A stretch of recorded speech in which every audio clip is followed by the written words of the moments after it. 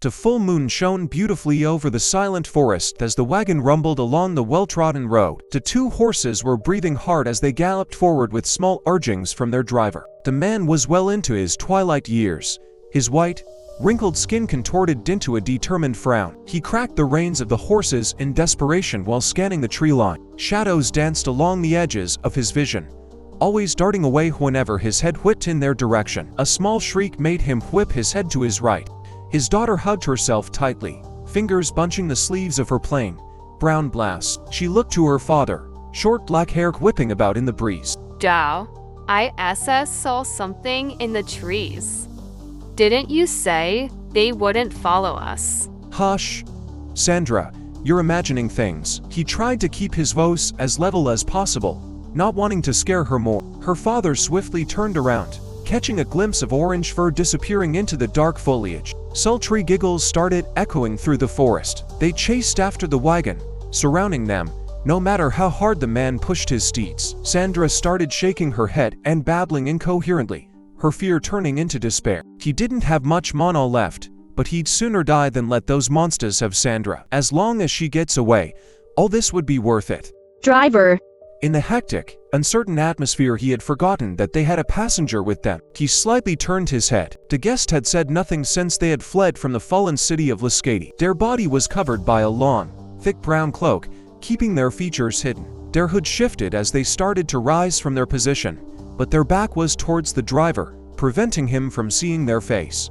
The stranger raised their right arm, a hand pointing deeper into the forest. They spoke with the same chilling voice. There is a turn coming up. Take it and don't stop until you reach a clearing. They cut the father off before he could argue. You would do well to take my advice. Lest you wish for our pursuers to catch us and abduct both your daughter and you. Descartes. Colin's eyes widened in shock at how the stranger knew his name. Not like there were any better options. All he could do was hope this risk paid off. It didn't take long for them to reach the clearing the stranger had mentioned. The whole area was covered with flowers. Reds, blues, and yellows all bent in the breeze as the wagon dashed into the flower bed. Stop once you reach the center, the stranger said while scooting to the edge of the wagon. He knew that a flight from Lascati would be a long one, but he hadn't anticipated the monsters pursuing them so relentlessly. Cursing his naivete, he pulled back on the reins, forcing the horses into a sudden stop. They both reared up and whinnied, before stamping back down with nostrils flaring in exhaustion. Why'd we stop, Daddy? Where are you going? Colin ignored his daughter's pleas as he jumped down from his seat. Swiftly, he went to the back of the wagon just as the strange dropped down to the ground. Only now did Colin notice how large they were. He was a good 6 feet tall, and they towered over him. The hooded stranger turned to look at Colin, who felt a shiver go up his spine. He couldn't shake the feeling that he was being sized up and evaluated, like a piece of meat at a butcher's shop. Worse was that he couldn't see the person's eyes or face, preventing him from gauging their emotions. You have done well, Colin, the stranger said as they started to walk to the side of the wagon.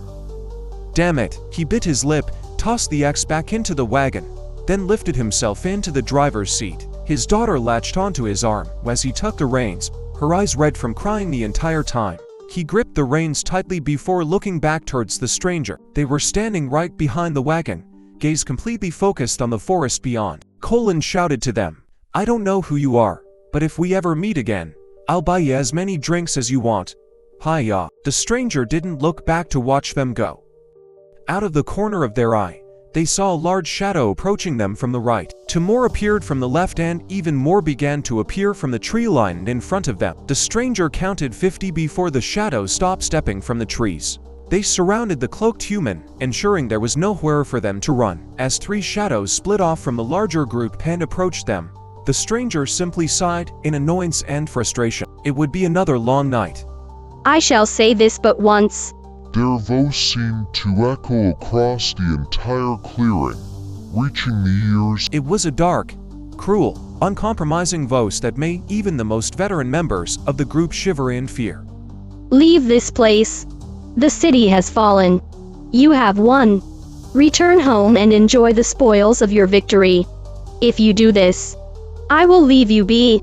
But if one of you so much as dares pursue the 2 people, fleeing for their lives from your depraved machinations. Then all your lives will be forfeit.